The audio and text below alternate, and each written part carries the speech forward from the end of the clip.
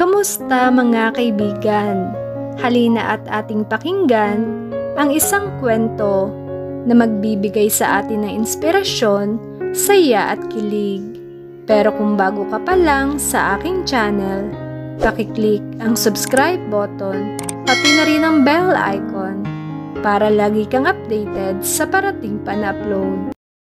Tahimik lang ako at nakikiramdam sa biyahe namin kahit na paminsan-minsan ay naririnig ko ang malalim niyang paghinga na para bang nagpapapansin ay hindi ko siya dinudungaw. Buti na lang at nalilibang ako sa pagtingin sa labas. Nagugutom ka ba? Mahaba-haba pa ang biyahe natin. Gusto mo bang mag-stop over muna tayo sa resto? Drive-thru na lang, putol ko sa kanya. Sa labas pa rin ako nakatingin. Bumuntong hininga siya ulit at niliko ang sasakyan. Ilang sandali pa ay huminto kami sa drive-thru ng isang fast food chain. Narinig ko pa ang sweet voice ng isang babaeng staff, pero imbis na sumagot si Joseph ay nilingon pa niya ako. Anong gusto mo? Ayoko sana mamili dahil makakausap ko siya, pero parang wala siyang balak na mag-decide sa sarili kaya umorder na rin ako. Burger, large fries at regular coke. Kumunot ang noo ni Joseph na parang may hindi nagustuhan sa sinabi ko. That's it? Tumango lang ako. Hindi naman kasi ako katulad niya na malakas kumain. Nilingon niya ang naghihintay na babae. 3 order ng gusto ko ang binili niya. Okay sir, I'll take your order. Nakangiting sagot niya. Nang nakapagbayad na at nakuha na ang in-order namin ay nagbiyahe na ulit kami. Inabot niya sa akin ang pagkain ko. Yung iba ay nilagay niya muna sa backseat. Kinuha ko ang brown bag at nagsimulang kumuha ng fries. Natakam ako sa amoy. Bakit kaya 3 ang kinuha niya? Siguro hindi siya nabubusog sa meal na ito. Sa bagay, sa bandehadong kanin siya nabubuhay. Habang ini-enjoy ko ang fries ay tahimik lang siyang nagmamaneho. Halos seryoso na naman ang aura niya. Unless kung magkaka-traffic ay saka lang siya makakakain. Kaya lang maaga pa at maluwag pa ang kalsada. Kaya tuloy-tuloy ang biyahe namin. Gusto mo ba? Alo ko sa kanya. Tiningnan niya ako pero agad ding binalik sa daan ang mga mata. Mamaya na lang. Nakasimangot niyang sagot. Inirapan ko siya. Ewan ko kung nakita niya. Ngunit sinulyapan ko pa ang kinakain ko. Napabuntong hininga na lang ako. Kinuha ko ang brown bag sa aming likuran. Inilabas ko ang burger niya at drinks. Pinatong ko sa kandungan ko at sinimulang tanggalin ang balot ng burger. Alangan naman kasing ako lang ang kakain. Nakakahiya naman sa kanya. Siya ang nagbayad. Oh, tinapat ko sa bibig niya ang burger. Nung una ay tiningnan pa niya ako. Pero hindi naman siya tumanggi at kumagat na sa tinapay. Pag nakikita kong patapos na siya sa pagnguya, ay pinapakagat ko ulit siya ng burger. Malalaki ang kagat niya kaya madaling nauubos. Pinainom ko rin siya ng soft drinks. Pero nang tinapon ko na ang balat ay saka ko lang nakita ang ketchup na naiwan sa gilid ng labi niya. Ewan ko pero otomatikong napakuha ko ng tissue at pinunas ko sa gilid ng labi niya. Nakita ko ang pangungunot ng noo niya at nilingon ako. Doon lang ako medyo natauhan. Bumilis din ang pintig ng puso ko. May ano ka kasi, pinunasan ko lang. Nahihiya kong depensa. Thank you. Simple niyang sagot. Nag-iinit ang pisngi ko at dumadagundong ang aking dibdib. Ang bilis magbago ng nararamdaman ko. Lalo na kapag si Joseph ang usapan. Siguro ganito pag mahal mo ang isang tao. Maaari kang magalit sa kanya pero panandalian lang. Matapos ko siyang subuan ng fries ay nakaidlip ako sa biyahe. Nagising na lang ako nang pinapark na niya ang sasakyan sa tapat ng isang magandang bahay o rest house sa Suriko. Nang pinatay niya ang makina ay nagtanggal na ako ng seatbelt at bumaba. Napahawak ako sa sariling kamay nang maramdaman ko ang lamig ng temperatura. Maganda ang bahay at medyo malayo sa ibang kabahayan. Konkreto ang pundasyon pero kahoy na ang ilang bahagi. May terrace pa, may munting hagdanan pakyat sa main door. Nilingon ko si Joseph na kinukuha ang mga gamit namin. Lumapit ako para kunin ang akin. Akin na! Sinarado niya ang pinto ng sasakyan at pinatunog ito. It's alright, pasok na tayo. Nagpauna na siya sa bahay. Sumunod na lang ako. Binuksan niya ang bahay gamit ang dalang susi. Maganda ang loob, nakaka-relax ang interior design nito. Kung ang mansyon nila ay Spanish style, itong bahay na ito ay masasabi kong Pinoy touch at very Asian type. Malalaki rin ang bintana and I'm sure hindi na kailangan pa ng electric fan dahil sasapat na ang hangin mula sa labas. Lumapit ako sa bintana at binuksan ito. Halos kompleto ang mga gamit niya mula sa mga kasangkapan hanggang sa mga appliances. Ang laki pa ng flat screen TV niya. Lumabas si Joseph sa kwarto at pumunta sa may likuran o sa kusina. Pagbalik niya ay pinindot niya ang mga switch at bumukas ang mga ilaw. What do you want for lunch? Tanong niya. Mamamalengke ka ba? Kabubukas niya lang ng kuryente, malamang walang laman ang refrigerator dito. Kinuha niya ang phone niya at may dinadial. Nope, nagpadala na ako ng supply natin. Sino magdadala? I wonder kung may makakasama pa kami dito. Being with him alone will get my heart crazy and scared.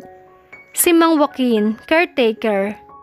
Titingnan ko na lang kung anong pwedeng iluto doon, kung okay lang sa'yo. Ayoko maging sarcastic pero parang ganoon ang lumalabas sa aking bibig. Binaba niya ang phone at nangunot ang noo. I don't mind, ikaw ang bahala. Tumango na lang ako at tiningnan ang bahay. Nililibang ko ang sarili habang hinihintay si Mang Joaquin kaysa naman makipag-usap sa kanya. By the way, doon ang kusina. Kompleto naman ang kagamitan doon. Malapit sa kusina ang bathroom. Ang kwarto natin. Natin? Yeah. Iisa lang ang matutulugan dito. Sa iisang kwarto lang tayo matutulog? May parte sa dibdib ko ang nakaramdam ng takot at kaba. The last time na nagtabi kami ay nasaktan ako.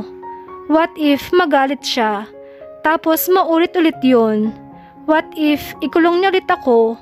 Wala na talaga ako mahingan dito ng tulong. Sa iisang kama, sabi niya. Tinitigan niya ako na parang pinag-aaralan ang reaksyon ko. Pero maliwanag pa sa liwanag ng buwan ang pagkatuliro ko at alam ko nakikita niya yon base sa nakikita ko sa mukha niya.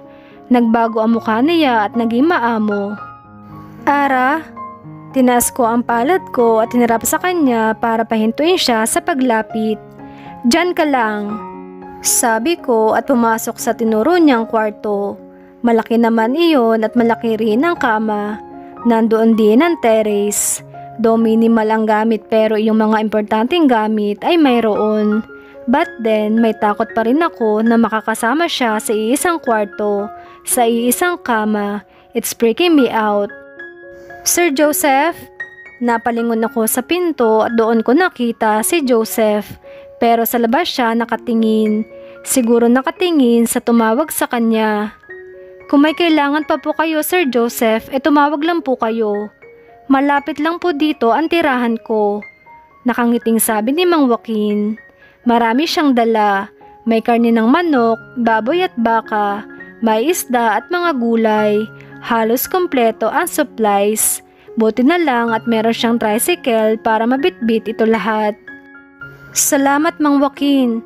Sasabihin kita ulit pag may kailangan kami. Mga 4 na araw kami dito. Ikamusta mo na lang ako sa asawa mo at mga anak. Wala pong problema, Sir Joseph. Makakarating po. Sige po, ma'am. Nginitian ko siya. Maraming salamat po, Mang Joaquin. Naghanap na ako ng maluluto sa dala niya, samantalang hinatid naman siya ni Joseph sa labas. You need help? Napaigtad ako sa biglang pagsasalita ni Joseph. Lumapit pa siya sa tabi ko. Hindi na, okay lang ako. Ramdam na ramdam ko ang paninitig niya. dahil doon ay nanginginig ang kamay ko habang hinihiwa ang karne. "Ara," bulong niya. Kinalabutan ako sa boses niya. Parang may magic na nagpabilis ng pintig ng puso ko. Hindi ako kumibo. Hinayaan ko lang siya sa tabi ko. Kung may sasabihin siya, edi sabihin na niya. Ngunit bigla niyang hinawakan ang kamay ko na siyang nagpahinto sa ginagawa ko. Hindi ko siya nilingon. "Kaya ko na to, Joseph," mariin kong sabi. "Kung hindi ka komportable na makatabi ako sa kama, huwag kang mag-alala. Sa labas ako matutulog. Kaya please, huwag ka nang matakot. I want you to talk to me." Wala akong sasabihin. Ilang sandali kaming nasa ganoong posisyon. Ilang sandali niya akong tinitigan hanggang sa tinanggal na niya ang kamay sa akin. Bumuntong hininga siya bago umalis. Ilang sandali rin akong hindi nakahinga. Gusto kong salubungin ang titig niya pero hindi ko pa kaya. Tinitimbang ko pa ang nararamdaman ko. I'm not yet ready. Kung hindi pa siya umalis ay baka naiyak na naman ako. Biglang pumulupot ang mga braso niya sa bewang ko. Naramdaman ko mainit niyang hininga sa aking leeg. Humigpit ng humigpit ang yakap niya sa akin mula sa likuran ko at siniksik ang mukha niya sa leeg ko. Halos makiliti ako sa ginawa niya. Pero tila may karera sa dibdib ko sa bilis ng pintig ng puso ko. I'm sorry Ara. Hindi ko na ulitin yun sa'yo. I was so jealous," bulong niya sa akin. I almost lost my heart when he hugged me tightly from my back. Sa kabila na nangyari kahapon, tila may mainit na kamay na humaplos sa aking dibdib. Init na nagpalusaw na sama ng aking loob. He said sorry too. Ganoon ba talaga siya pag nagsasorry at inaamin ng kamalian niya? Mangyayakap siya at saka bubulungan ako. Kung ganoon palagi, madaling malulusaw ang pader ng galit ko para sa kanya. Pagkatapos niyang gawin iyon ay umalis na siya agad sa kusina. Samantalang ako, naiwan tulala. Nang kumain kami ay hindi ko pa rin siya pinansin. Pero deep inside, nalusaw na ang galit ko sa kanya. Awkwardness lang ang pumipigil sa akin. Ewan ko sa kanya. Pero minsan nahuhuli ko ang matagalan niyang titig sa akin. He would stare and clench his jaw. It was like he's holding back. Bala ko sana magkulong sa kwarto. Wala akong mapaglibangan dahil sinira niya ang cellphone ko. Gusto ko rin sanang lumabas at mamasyal, kaso hindi ko alam ang pasikot-sikot, baka bukas na lang. Nadaanan ko siya sa sala at busy sa laptop niya. Hawak ko na ang seradura na lingunin ko siya. May ginawa akong minatamis na kamote. Magmeryenda ka na kung gusto mo. At saka ako pumasok. Hindi ko na hinintay pa ang isasagot niya. Nagkulong ako sa kwarto. Nagdala ako ng bangko sa terrace at doon ako kumain. Nakasandal ako sa pader at ninanamnam ang ganda ng lugar. Tahimik at payapa. Makakapag-isip ka ng maayos. At higit sa lahat, malayo sa maingay na syudad. Nang medyo dumilim na ay nagdesisyon akong lumabas para maghanda ng hapunan namin. Pero natigilan ako nang makita ko siyang nakahiga sa mahabang sofa. Ang braso niya ay nasa noo niya at nakapikit ang kanyang mga mata. Napanguso ako. Aaminin ko sa sarili ko, mas lalo siyang gumugwapo. Lumaki din ang katawan niya. And I love his pointed nose. Sa lahat ata ng parte ng mukha niya ay paborito ko ang ilong niya. Ang sarap pisilin at titigan. Buti na lang at nakapikit siya at malayo ko siyang natititigan. Ngunit isang saglit lang ay bigla siyang dumilat. Nanlaki ang mga mata ko at natuliro. Nagpunta agad ako sa kusina at nilagay sa sink ang tasa at basong ginamit ko. Halos dumagundong ang dibdib ko. Parang kakawala ang puso ko sa tindi ng sipa. Napahawak ako sa aking dibdib. Nakita kaya ako? Napansin kaya niya? Hindi na ako bumalik doon at nagluto na lang. Kinakabahan pa rin ako. Na-mesmerize ba ako sa kanya? Napansin ko ring nabawasan ang kamote na niluto ko. Kumain siya. Natuwa naman ako sa kalamang iyon. Kapag tinanggap niya ang gawa ko o luto ko, napapangiti ako. Hindi pa rin kami nagpapansinan nang kumain kami. Tunog lang ng pinggan at kutsara namin ang maririnig sa amin. Pero hindi tulad kanina, hindi na niya ako tinitingnan. Parang mas gusto ko yung palihim niya akong tinititigan. It would make my heart jump. Pero ngayon wala na, nakakawala ng gana. Maaga akong nahiga para matulog, pero mag-aalas 12 na gising pa ako. He's making me hard to sleep. Tumingin ako sa pintuan. Gusto kong lumabas. Gusto ko siyang kumprontahin. Bakit din na niya ako tinitingnan? Umupo ako at nagbuntong hininga. Sa inis ko'y tumuyo pa ako at binuksan ang pinto. Pero nagulat ako na makita ko nakatayo doon si Joseph with his hand on his pocket. Sa una ay sa lapag siya nakatingin. Nagulat din siya at napatingin sa akin nang binuksan ko ang pinto. Anong ginagawa mo dyan? Napaawang ang labi niya at parang naghahanap ng sasabihin. Napahima siya sa batok niya. Kinakabahan ako sa titig niya. Titig na titig siya sa akin. Nakakatunaw, nakakasilaw. Ngunit hindi ko rin siya mabitawan. Nadadala ako. Napaatras ako dahil humakbang siya papalapit sa akin. Pakiramdam ko huminto lahat ng umiikot sa utak ko at inanticipate ko lang ang gagawin niya. Nakaharap siya sa akin nang marinig ko ang paglapat ng pintuan. Lumapit siya sa akin. Sobrang lapit na naaamoy ko na ang natural niyang scent. That near. He swallowed. If he's going to do this over and over again, hahayaan ko lang.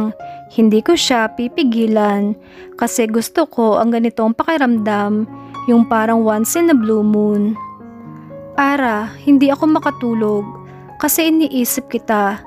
Hindi ko gusto na hindi mo ko pinapansin. Ayoko nung nagagalit ka sa akin. Ayoko nung lumalayo ka sa akin. Ayoko natatakot ka sa akin. Tinitigan ko siya para bang hirap na hirap siyang sabihin iyon. Para bang naglalabas siya ng mabigat sa dibdib niya. Kinuha niya ang aking mga kamay at dinala sa kanyang labi. He kissed my knuckles, madiin at parang ayaw pakawalan. Nang dumampi ang mainit niyang labi sa aking kamay ay may naramdaman akong hindi ko maipaliwanag. Nag-init ang aking pisngi at maging ang gilid ng aking mga mata.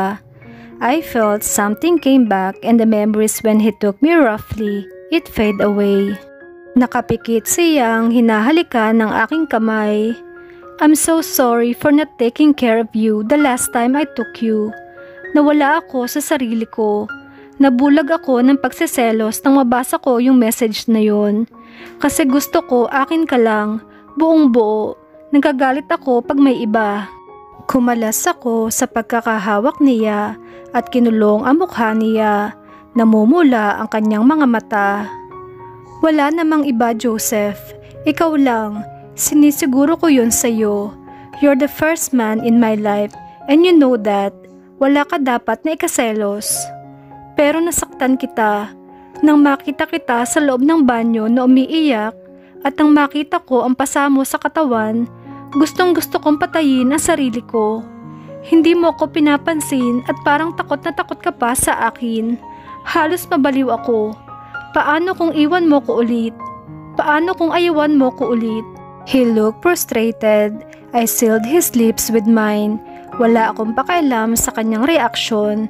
Basta hahalikan ko siya. It's my way of proving na siya lang at walang iba. Dahil wala rin akong ideya na ganito pala ang iniisip niya all this time. Hinaplas ko ang kanyang mukha at tiningnan siyang muli. I smiled at him. I want him to throw all that speculation and free himself. Parang may kumislap sa kanyang mga mata. Umangat ang gilid ng kanyang labi at parang hindi makapaniwala. Then he kissed me. This time, much deeper and aggressive. And I felt his longing. Namiss ko to, ang labi niya sa akin. Hinapit pa niya ako sa aking bewang at diniin sa kanya. Sinakop niya ang labi ko, nadama ko ang kanyang dila at tila ginagalugad ang loob ng aking bibig. "Can you forgive me?" Bulong niya sa akin, habang naghahabol ng kapwa namin hininga. Kinagat ko ang labi ko at nginitian siya. Nakahawak ako sa buhok niya at marahan na sinusuklay ito. "Yes." He smiled and plunges his lips against mine. I returned the favor. Ito na ba ang simula ng kanilang pagkakamabutihan? Sabay-sabay nating alamin sa susunod na kabanata ng ating kwento. Maraming salamat!